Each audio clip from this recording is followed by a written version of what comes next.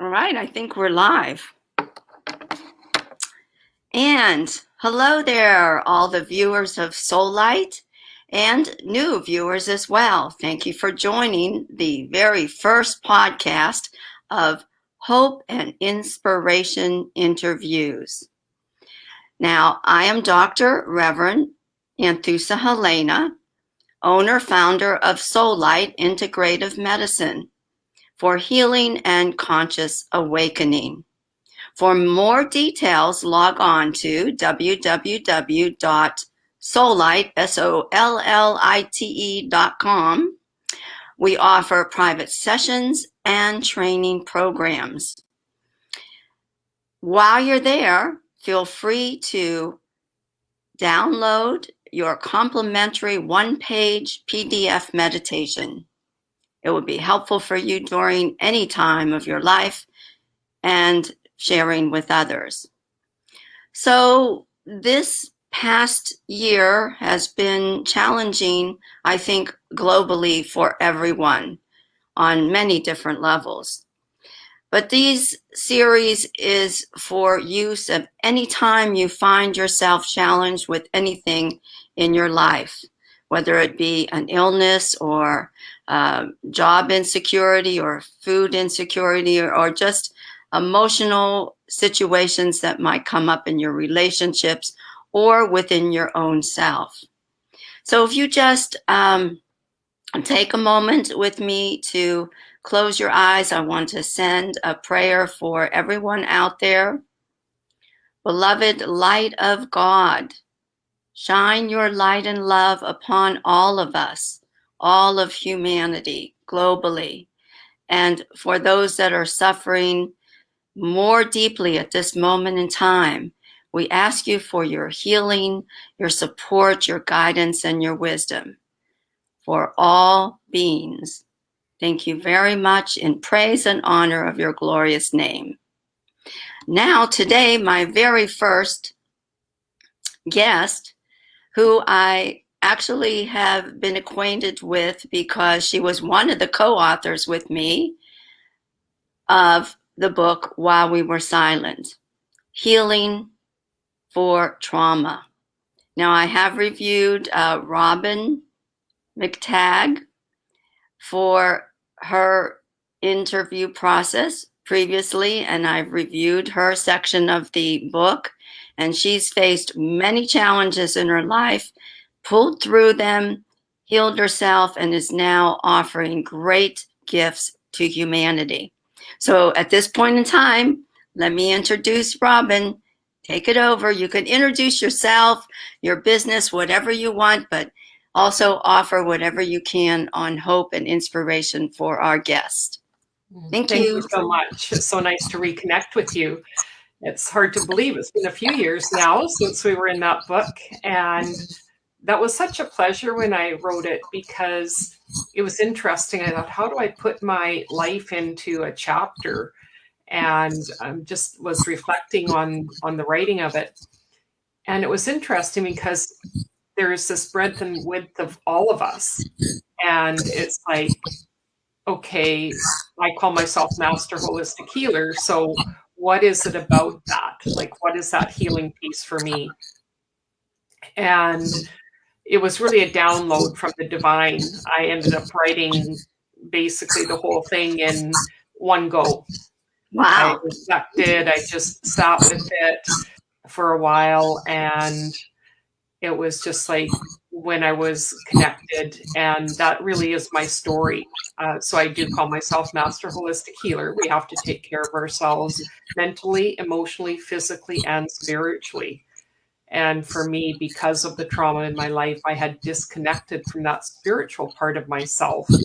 And then when I look back, I can see that, those times when I strayed from that spiritual part is kind of when I got into trouble. The bad marriage, the bad relationships, I'm just wondering if your mic might be moving around. I'm noticing a little bit of sound there. Oh, okay. I don't think it is. I'll stay in the same place if I'm moving. Yeah, that's great. And so what I found was when I went deep within myself, what happened was, well, this year will be 21 years ago. I was diagnosed with breast cancer, and I'd been getting these messages that something big in my life was going to change. And I didn't know what that was. And things would happen, and it's like, oh, that's not it. And then with the diagnosis of breast cancer, it's like, oh, this is it. Now what?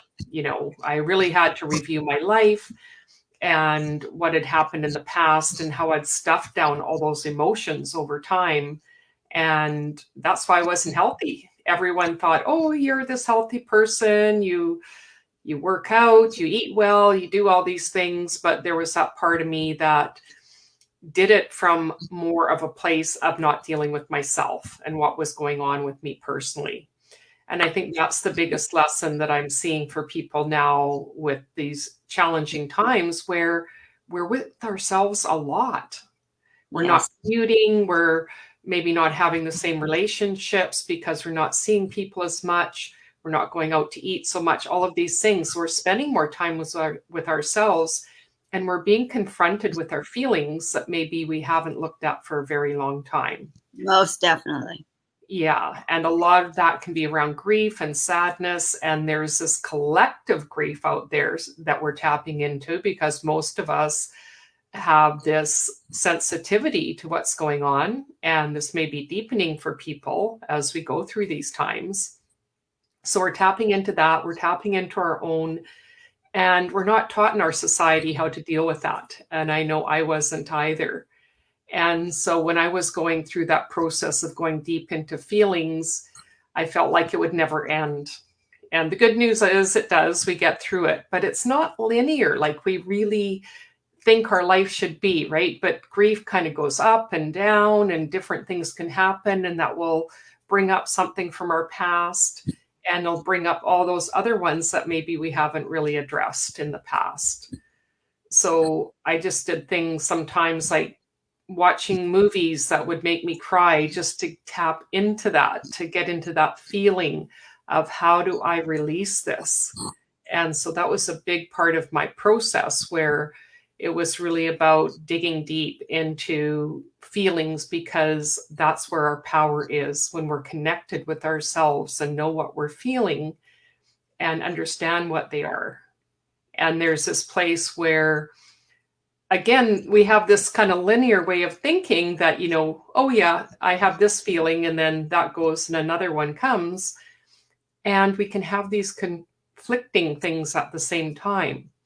And so being really kind and compassionate with ourselves, having the empathy for ourselves, where it's like, yes, there can be the grief, there can be the sadness underneath, there can be anger, there can be a sense of, my freedom is being restricted. So where in the past does that come up for me, where I really feel angry about that?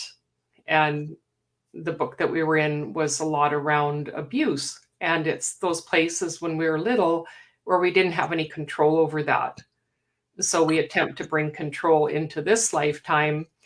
And it's a process of letting go of that, kind of letting go, letting God, right? It's like, what can I control? Really only myself. I Right. can't control anyone else. So learning those lessons of how to take care of ourselves and put ourselves first. And so what happened for me, I did that deep dive, and then I was coming back out of it, and I went to a retreat, and I was talking, we had a one-on-one with our counselor, and she said, for you, it's not about loss. A lot of people that deal with cancer, it's about loss. I'd had a lot of that in my life already. So I'd already kind of learned that lesson. Mhm. And she says, for you, it's about that spiritual connection. And it's like, it was like a light bulb went off. And it's like, So, yeah, that's so right. That was for me too. The whole thing was the disconnect from the spiritual connection. So, sorry to interrupt you. Go ahead. that's fine. Yeah. Which is, our connection, right? Where we both had that experience. So I could see those places, and I could see a time in my life when I was about 4 years old where I thought I had been abandoned by source, God, whatever you want to call it. And I realized that didn't happen. Otherwise, I wouldn't be here today. Right. And so I began to build that more compassion for that little one who went through that near-death experience at the hand of a parent that no one should have to live through. Right. And that's so important. I think it has been challenging for me throughout my life, but especially during these trying times, like you're saying, being isolated and everything. And this gives us that opportunity to really dive deep and feel our feelings and to have compassion and mercy for ourselves while we're going through that. That's key. So I agree. Mm-hmm. And we give it to other people, and it's learning to do that for ourselves. Right. And sometimes it's really difficult because we have this armor that we've created to stay safe. Right. And it's like, oh, I don't want to go to that place, that underbelly, that place of being vulnerable. Yes. Really, that's the only place that we can truly learn to be our full selves and to get to that core of who we are. And to heal. And to heal, absolutely. And so it's a process of learning we don't have to do it all at once. I think Oh, that's part of what happens with vulnerability is learning we do it in increments, keeping the safety there so that we can expand our capacity as we grow and learn, build boundaries, and learn who is safe in our environment, who isn't. And because we didn't have that experience, it's a learning experience. So it's like learning the tools and the different things that we need to be able to expand that capacity. yes, and especially as a small child, I mean, I believe we come in divine and we feel, safe, but then when something traumatic happens, it's just like a carpet that gets pulled out from underneath your feet. And then to relearn or re-remember, the safety and the protection and that and doing it slowly so that that armor can drop and we can allow others to come in, but also our own self to um, come out again or come forth again, to not push people away because of feeling unprotected or unsafe at that time too. So it is. I think it's this dynamic. It's kind of step forward a little bit and then come back a little bit and then keep blossoming. Do you agree with that kind of analogy? Yeah, I think that's part of it. It's kind of evaluating what is working correctly and finding what are those strengths and learning it's not like this has to be this big change. I think that's part of it. People get resistant to change, but really it's uncovering who we are at our core and Yes. those boxes that we've placed ourselves in and how to get beneath that, beneath the ego defense mechanisms, all those safety things that come in for us. So it's that learning and being in our bodies, because often we live outside of our bodies. So it's about being able to be with ourselves and what's coming up and going through that curiosity. That's one of the things I learned with the conflict resolution training is all behavior makes sense. So be curious, whether it's with someone else or yourself. Mm-hmm. And so, what's going on with me? Why am I feeling this way? What is the feeling? Am I feeling too exposed? Do I need to take care of myself? And for myself, that was one of the things I didn't have growing up was nurturing. My mom was mentally ill, suicidal. Dad was alcoholic, rageaholic. So I never had that. And so I had to learn that for myself and learn what self-care is. And so often, especially as women, we're giving to everyone else. And where are we in that picture? So really learning to have that capacity to what is it that I need? It Yeah, it's doesn't always have yeah, to be. quite difficult when you haven't learned it as a child or ever been around it. And so then you know what you need to do, but you have to kind of teach yourself or train yourself or like you said, curiosity, investigate. I use the terminology of self-inquiry, but it's the same thing. Just like Mhm. a small child that is curious about, oh, what is that? Oh, it's a beautiful flower. They don't know that initially. So that same kind of stepping in childlike and being curious and inquisitive and just allowing yourself to open to what comes. Yeah, so we have that impulse, Yeah. and the impulse can be something healthy or unhealthy. So it's like learning to allow the child to come out and have that dialogue with our inner child, but also being the healthy adult and the spiritual adult. So we're not letting the child take over and run the show, which Ah, is often what happens because all these patterns lie in our unconscious until we can bring it to our consciousness. And then we can address them. But unless we learn to have that dialogue with our internal self and our little one, then usually there's a lot of self sabotage going on. yeah. So self-parenting, or allowing that child or the parent to take the child in their arms, even if it's an imaginary scenario at an older age, and have the compassion and mercy to realize that this child is just feeling unsafe or fearful at the moment, or whatever is coming up, grief or anger, and to have your compassionate adult come in and be able to be there for and to listen as well. Yeah. And when you think about it, we're an adult. And so here's this child that is looking at the adult, and adults have betrayed them in the past. So Mm, why would they want to listen to us? So we have to learn to build that trust. yes. And so it's really important this is not just a one off thing. This is about learning to be intimate with ourselves and an ongoing process of doing this daily. And Yes. so this is one of the gifts is with places where we're not going out and doing as much is spending that time doing meditation or whatever it is for yourself. And that's what I found for myself was I learned a system to ground and shield and do that inner child work so I could have the dialogue and then start to look at those patterns to release them. And then we have that choice. Yes. And and the little one can feel that, and we can bring the play and the love and everything back into our life and create those relationships that we do want with ourselves and with others. And so, And how do you help? I mean, I'm assuming that you help other people, or lead them or guide them through a helping process like this. Is that what you offer?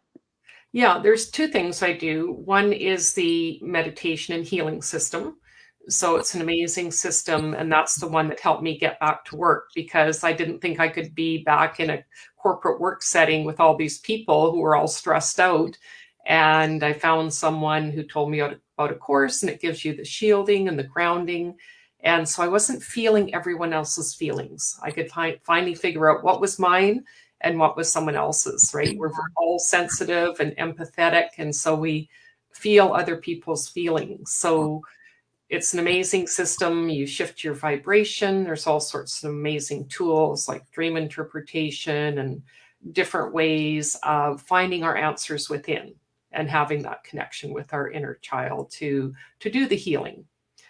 And so that's one thing that I do. And then the other piece is kind of an amalgamation of many different systems that I've learned, including the energy systems and the sciences of psychology, conflict resolution, the Enneagram, um, the motivational map, so many, many different systems. And it's all about finding out who we are at our core and helping people through, especially the shadow work and the inner child work, to be able to bring all parts of ourselves together so we can be who we truly are.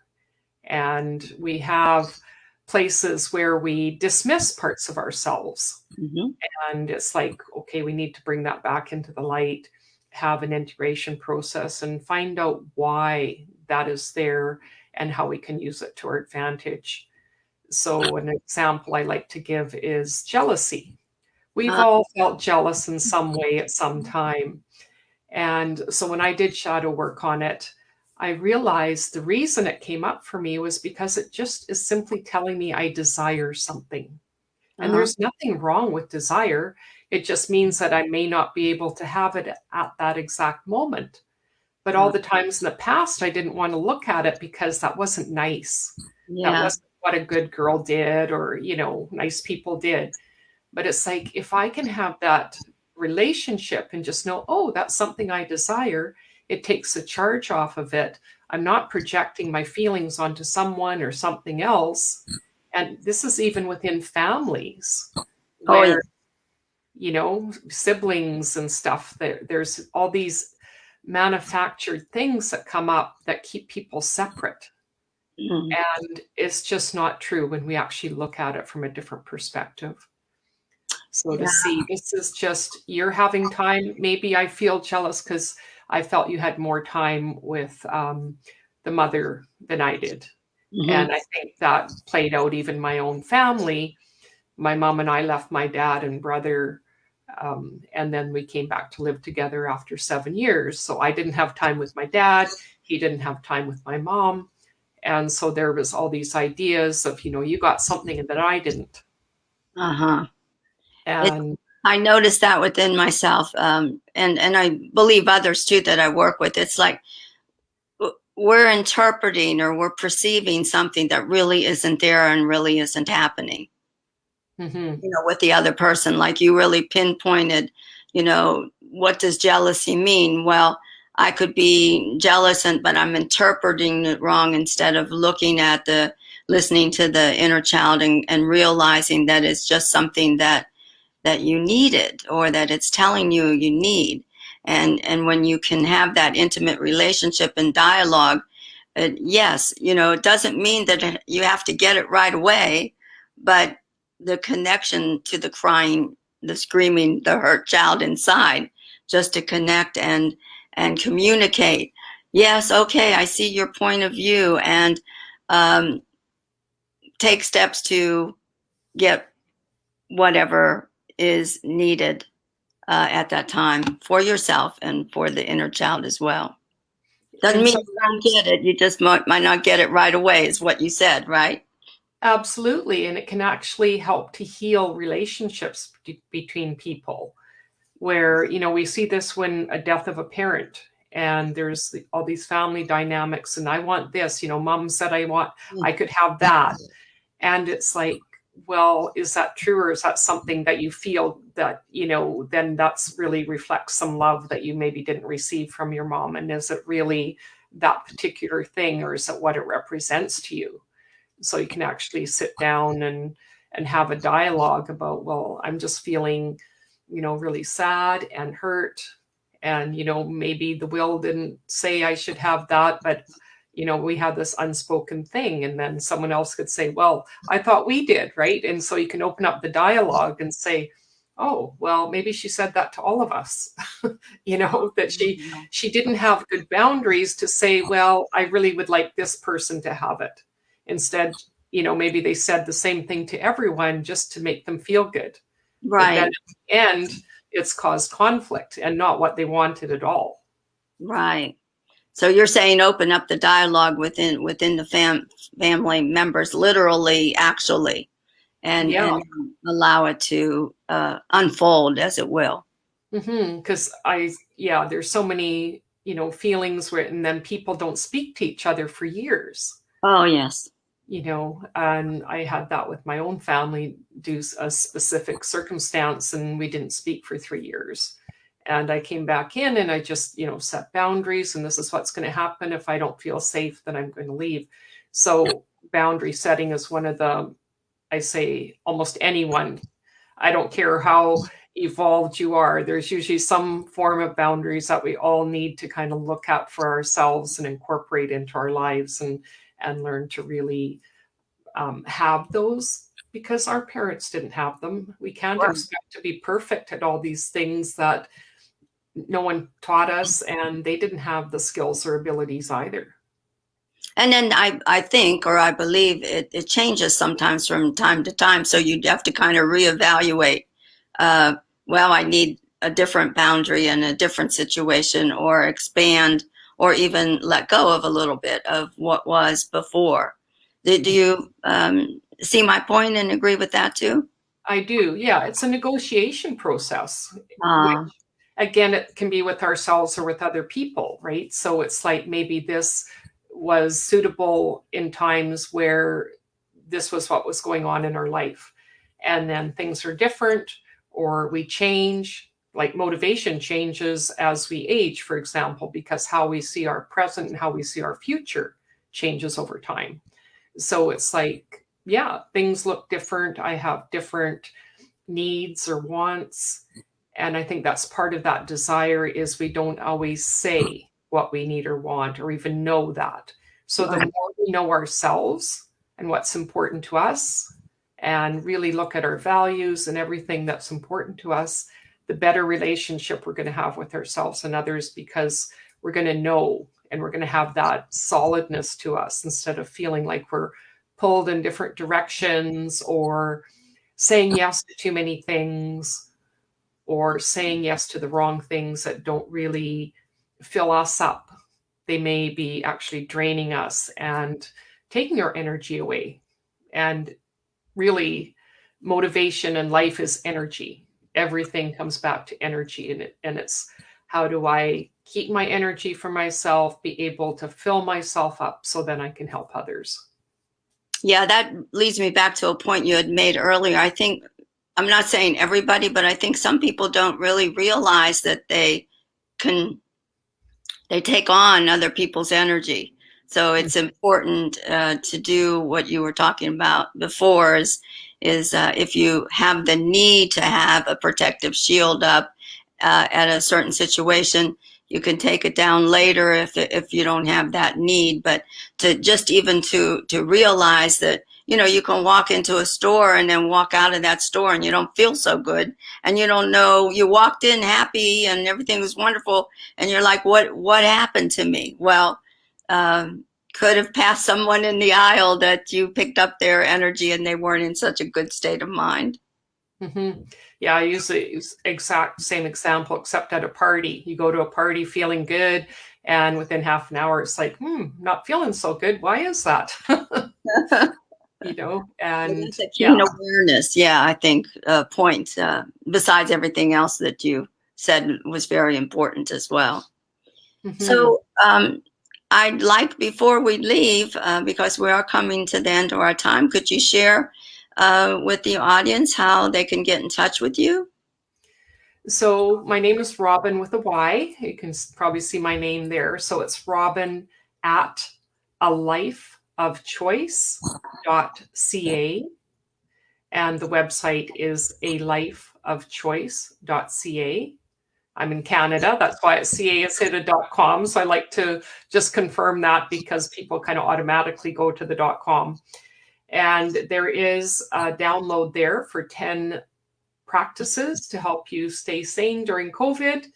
And the chapter from the book is there. And there's a meditation.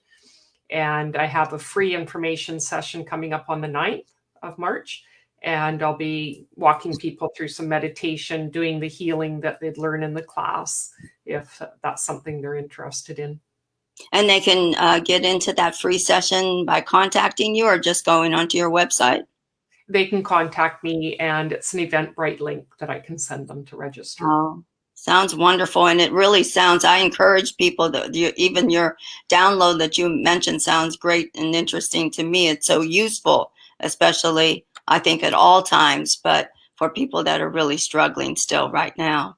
Mm-hmm. Yeah, I really think, it's great to have the spiritual component, but we also need the practical, mental, emotional, physical, and spiritual. So the more practical, that's what I love, is to have people actually implement things, not just be thinking about them and all of that. It's like, how can we actually implement it in our life? Yeah, well, we are here on earth, so to empower it and to bring it in and to ground it. Yes, I agree with you. You need the balance of both, or Mm-hmm. all those areas, like you said. Yeah. So any last points you want to make before we sign off with our audience? I just would like to remind people, people are feeling alone right now, a lot of people. And when we're connected to our spiritual self, there's such a richness in that. So we have that connection. And also, there are supports out there. And if one doesn't work, there are others. So please don't be discouraged. Get support if you need it, and just really ask yourselves, what can I do to be kind and compassionate to myself today, and go from there. Thank you so much for spending the time and inspiring and giving hope to our audience. I really appreciate everything that you shared and all your comments. So hope everybody enjoyed that out there. And remember, you can come back to it at any time that you need. It will be on social media, so I'll send you more information about that in the future. So thank you very much, Robyn. Have a wonderful evening. Thank you so much.